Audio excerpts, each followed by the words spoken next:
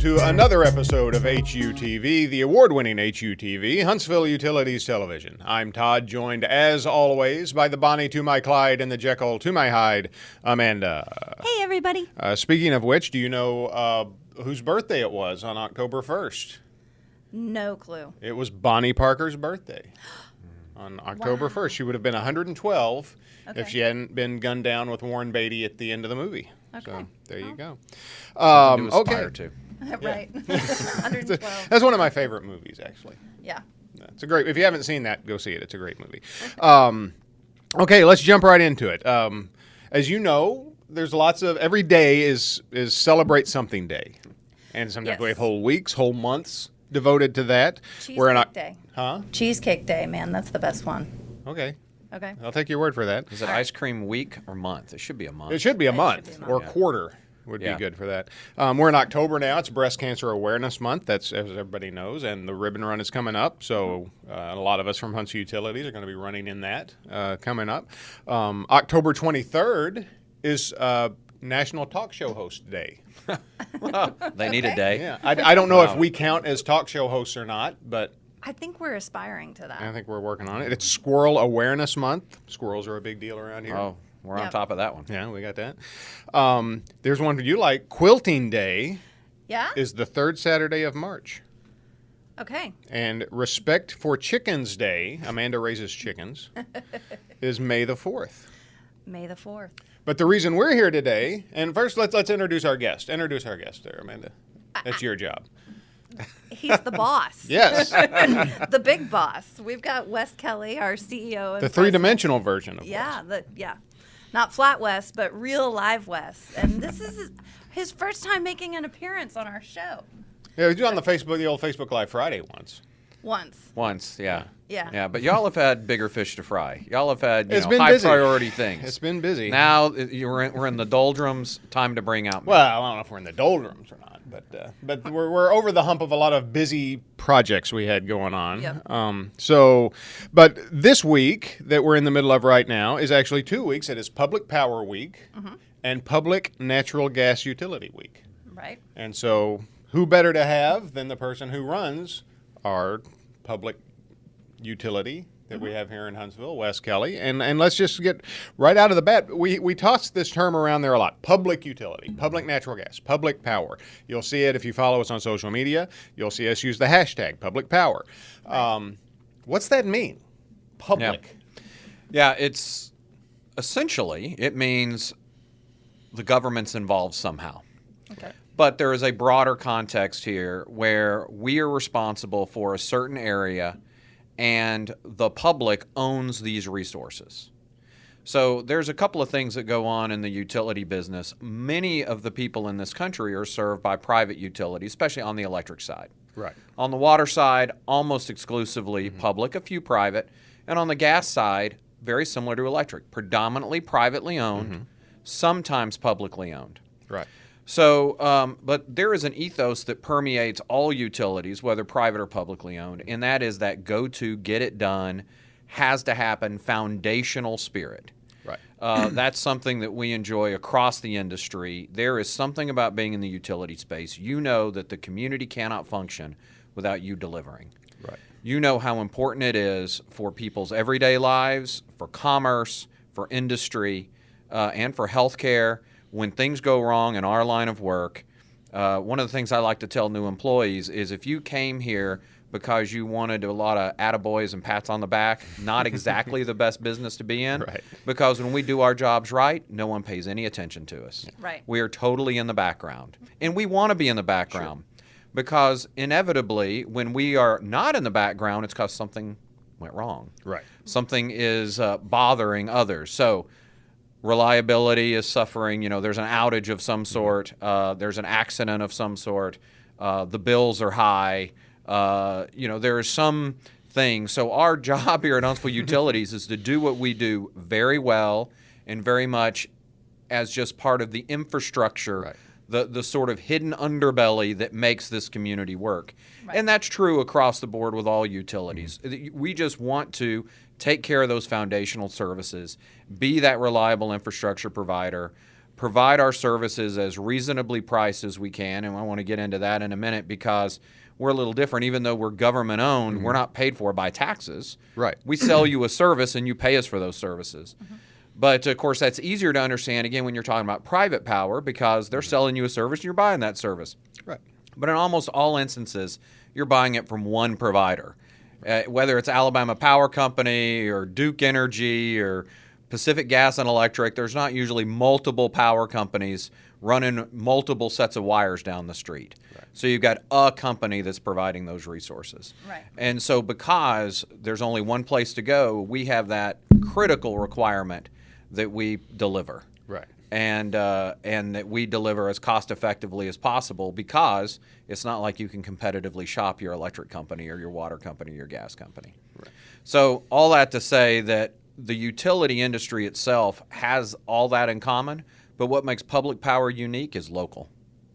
So public power are municipally owned utilities. A few things that are slightly different from municipalities out west, but generally it means the people who run the organization, who govern the organization, the board who dictates policy is either elected or appointed by elected people. Right. And so in the case of Huntsville Utilities, we are owned by the city of Huntsville. We are part of the city of Huntsville. The city council appoints our board of directors. That board of directors operates on behalf of all the stakeholders in this community to make sure that good, prudent, practical things are done. And yes, there's issues of the moment and things of the day, and we need to be responsive to that. But really, our boards, our councils, they really want to make sure we're prepared for the long haul, that we're making decisions that will last decades, generations, so that Huntsville is well prepared come what may. Right. So we need to respond in the moment, but we need to lay that foundation for future generations. Right. He covered all of our questions. Yeah.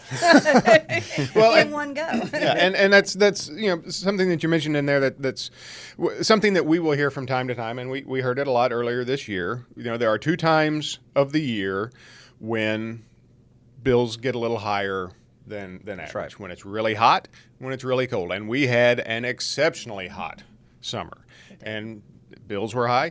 My bill was high. Your bill was high. A lot of people think if you work for Huntsville Utilities, you don't pay a utility bill. That's not true. Not true. No. You do. You don't get a discount or anything like that. That goes back to us being public. I mean, we are, we've got to charge the same thing. We are also our own customers. That's right. We're public too. Yeah. Right. We're the public. We're the public. But a thing we will hear from time to time is, oh, well, you guys say you're not for profit, but if my bill's this high, you must be for profit. And I think there's a bit of a misunderstanding on what it means to be not for profit. So when we say we're not for profit, what does that mean? It means that there are no shareholders that own these assets, and we have to pay dividends to those shareholders. Any money that we accumulate here at Huntsville Utilities can really only be directed in 3 ways off the top of my head. It could be directed towards infrastructure improvements. It can be directed towards obviously paying our ongoing operating costs. It can be directed towards paying debt that we use to build these resources. Right. Or it could be directed into reserves, or it needs to go back to the customer. Meaning that money doesn't get siphoned off to other places. It stays focused on the utility. Right. Now, there may be times at which revenues are higher or expenses are lower and the reserves can build. Thank goodness, because there are just as many days that go the opposite direction and we burn into those reserves. Right. So all the money that exists at Huntsville Utilities stays, and it's regulated by, part of it's regulated by TVA. The state has rules about how all that works. GASB, which is the Governmental Accounting Standards Board, has rules about how all that works. So we have to do it the right way, and it's not that money gets filtered off into other places. Now, one place it does, you might say, get filtered off is back to the city of Huntsville. Right. I mentioned that we are owned by the city of Huntsville. Right. So we do something known as tax equivalent payments, or the internal jargon is pilot, payment in lieu of taxes. Right. And that means, in the case of our water and gas department, 6% of all the money that comes in the door goes back to City Hall. In the case of the electric system, there is a formula that's established through our TVA wholesale power contract. And that formula dictates how much money goes back to City Hall, which ends up being less than 6%, but it's still a reasonable chunk of change. last I knew, I'm pretty sure Huntsville Utilities pays more tax equivalents to the city of Huntsville than anyone else in the city. When you look at those utility assets, the revenue brought in, again, it's publicly owned. And so that's how we contribute back to the public side, our owners, the citizens, the people of Huntsville. I'm going to go off for just a second. We've been working on a historical project. I mean, if it weren't for Huntsville Utilities, Huntsville wouldn't be growing the way that it is. I mean, that's how we started. We started with a spring water source in the middle of our park, and then the city kind of formed around it. I mean, that's just it's foundational. And we had Mayor Battle here in the studio for another podcast that'll be airing soon, and it's a unique partnership. You can't have this growth that we have had without the city officials. I know you go to a lot of these meetings too, when prospective businesses are looking at Huntsville, and they're taking a close look at us. So, they want to make sure that we can deliver. Yeah, they want to know, is land available and are utilities available? Right. And then everything else comes after that. Right. And you're right, Huntsville, I mean, the picture right behind us, Huntsville started because of that spring. Yep. And Huntsville's gone through various iterations. It has had private utilities in the past. Before Huntsville Utilities, Alabama Power actually provided power up here. Right. And then when TVA was formed in the 30s, the city council had the vision to buy the assets from Alabama Power, pay them off for that investment that they had made, and then enter into the contract with TVA to supply power to our new municipally run utility. So municipalization is something, going back to Public Power Week, it's still occurring. Like the city of San Francisco has talked for years about buying out PG&E and becoming a municipal system. There are, every year or so, some community that buys out or cancels a franchise with a private provider, takes it over in public. But there's also probably an equal number that go the other direction. Right. Cities that sell their public infrastructure to a private company. So it goes back and forth. Right. Yeah. Right. And one thing that we hear from time to time too is, and this kind of goes into the rates, Amanda and I were at a conference end of last month with public and private utilities from all over North America. And we talked to a lot of people, and when people would say, how much is your kilowatt hour rate? And we would tell them, they thought we were kidding because it was so low. They said it can't be that low. And I'd call it up on a website. Say, there it is. And that's because of what we're able to do as a public power utility. Yeah, there are pockets in the country, and we're one of those pockets that have enjoyed pretty consistent rates for decades. Yep. There are other parts of the country that pay twice as much. Right. Now, one of the challenges we have in Alabama is we use a lot of electricity in Alabama.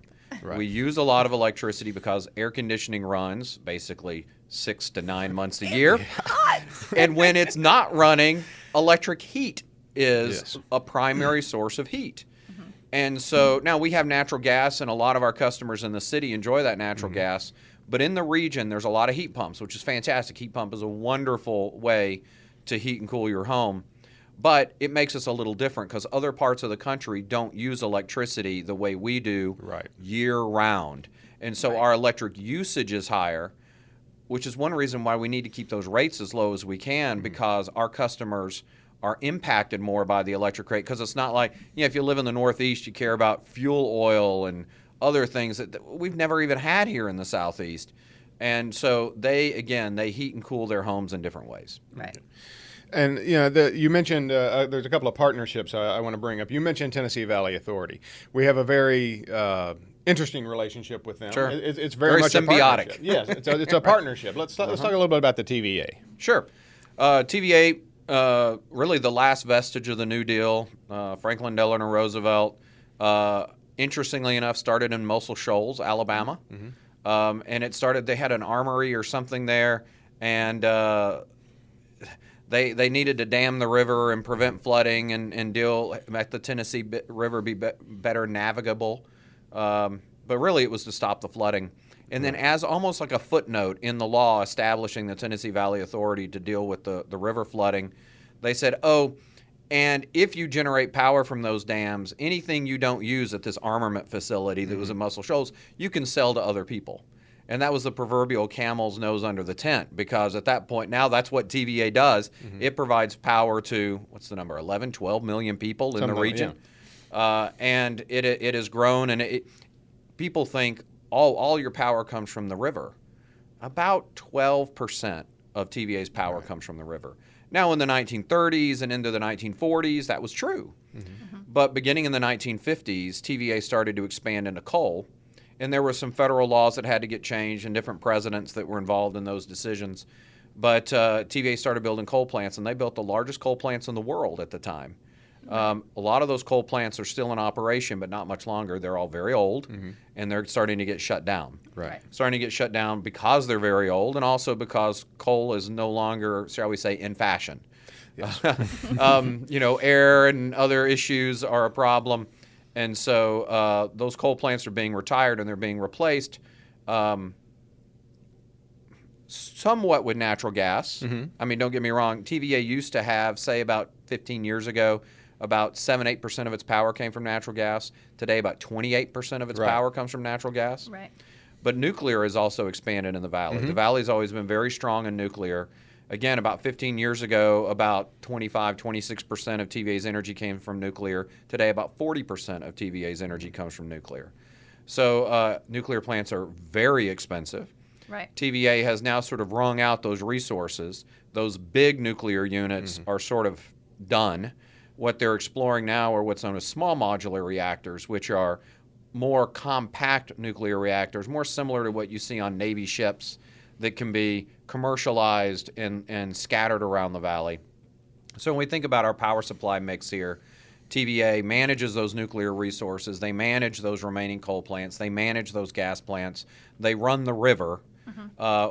Little factoids that no one expected about TVA, really responsible for modern fertilizer. Now, there's jokes to be made about that. But the modern fertilizer industry really came out of Muscle Shoals and the pioneering work that TVA did, because when TVA was founded, it had 3 directors that were appointed by the president and the Senate, and they kind of divided their work amongst power, amongst agriculture, and amongst economic development. Right. And those things have stayed as TVA's core mission, but agriculture has shifted.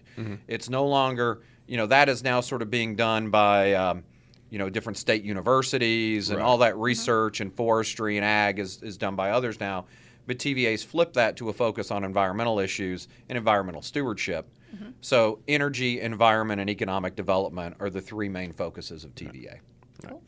And 2 other organizations, and they're kind of the ones who make Public Power and Public Gas Week possible, are the American Public Power Association, the APPA, and the APGA, the American Public Gas Association. And we have unique relationships with them as well.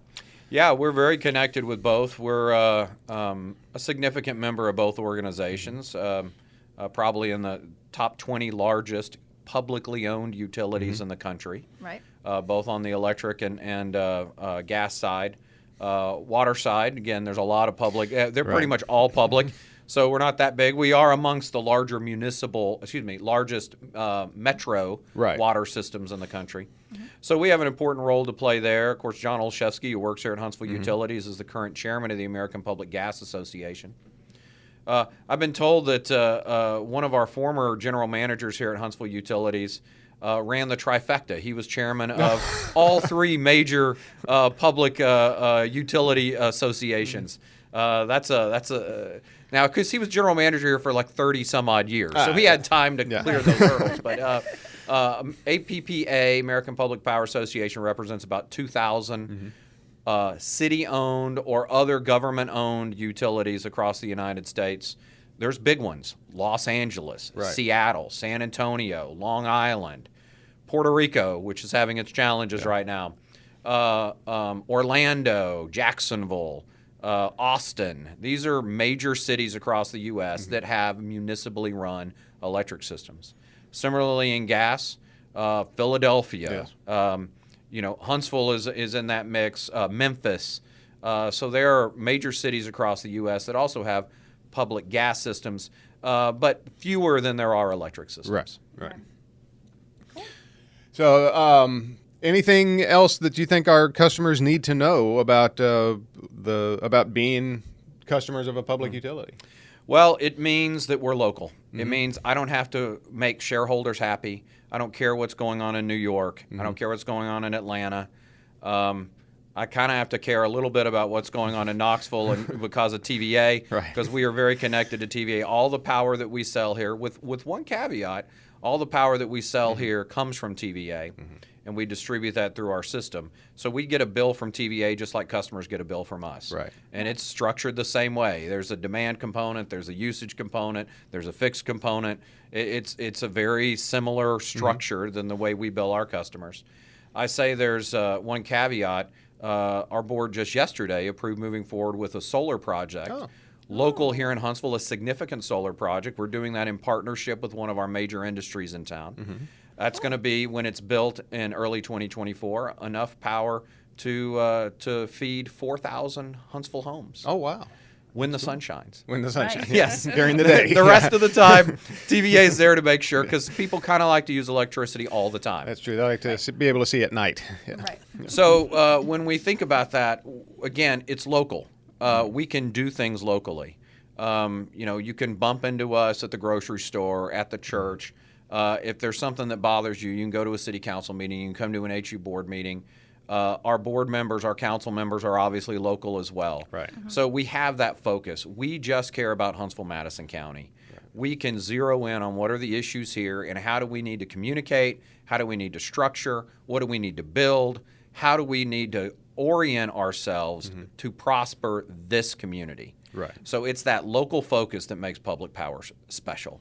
Local control, local input, and really the money that we make here just gets reinvested right back here. And we need to have a great quality staff, which we do, to deliver those results. There's some people struggle with how to consider a public utility. Are we like the street department and the Parks and Recs department? A little. Yeah. Are we like Alabama Power Company or Southern Company? A little. In partnership with TVA, that we have to deal with a lot of those same issues.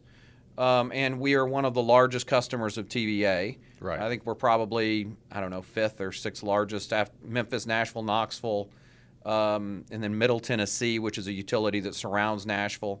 And then I think Huntsville. Although Huntsville and Chattanooga are about Very the same close, yeah. size. Yeah. So we always have a seat at that table.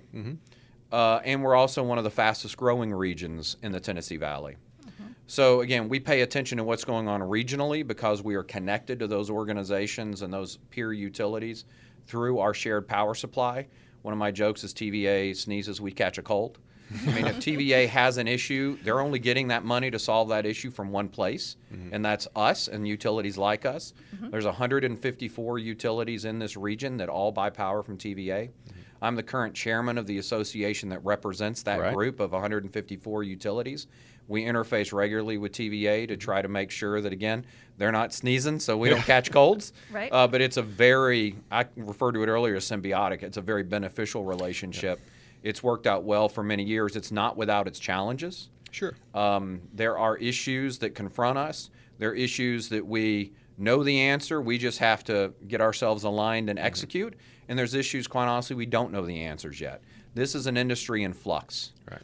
People, again, they like to ignore us. They like to we like to be in the background. Energy policy in the United States right now is a forefront issue. Yeah. You open Wall Street Journal, almost any publication, you're going to find a plethora of energy-related items. Huntsville is not immune to that. Right. The issues impacting natural gas rates, impacting a lot of things that are driving the national dialogue right now, impact us as well. Sure. And again, as I mentioned, we're one of the larger municipally owned systems.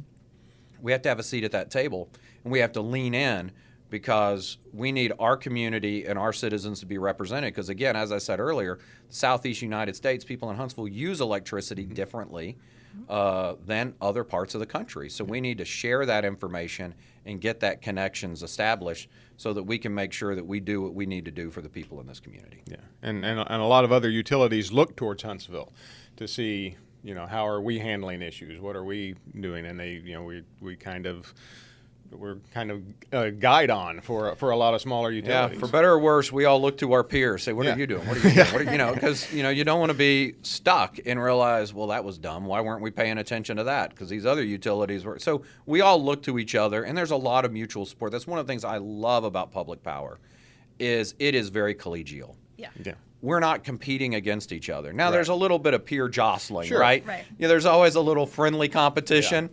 But it is just that. It is friendly because we are there to support each other. One way we do that is mutual aid. Yes. When a utility is in trouble, like Florida is now with the hurricane that's rolling through, we send people down there. We help because when the big tornadoes hit us, people come and help us. Right. That is an incredible demonstration of the commitment that we have as public power utilities to support one another. Yeah. It's an interesting field to be in. I've been in it for 5 years now. You've been in it much longer than that. 25. Yeah. But we started here within like a month of each other. That's So right, We're both yep. celebrating 5 years this year. 5 with the years company, in the can, and looking forward to many more. Yeah. Well, this has been very insightful. Thanks for spending some time with us this morning. And you got any other questions you want to ask? Well, I mean, it's always my favorite. Don't forget to like and subscribe I always and forget to leave that follow out. all of our social media platforms. That's true. Yeah. And if you've got a question or a comment, you can put it below, and we will do our best to get it answered for you. So thank you, Wes, for your time this morning. And thank you for watching. Until next time, I am Todd for Amanda and all of us here at the award-winning HUTV saying thank you for watching. And remember, you can't spell utilities without you.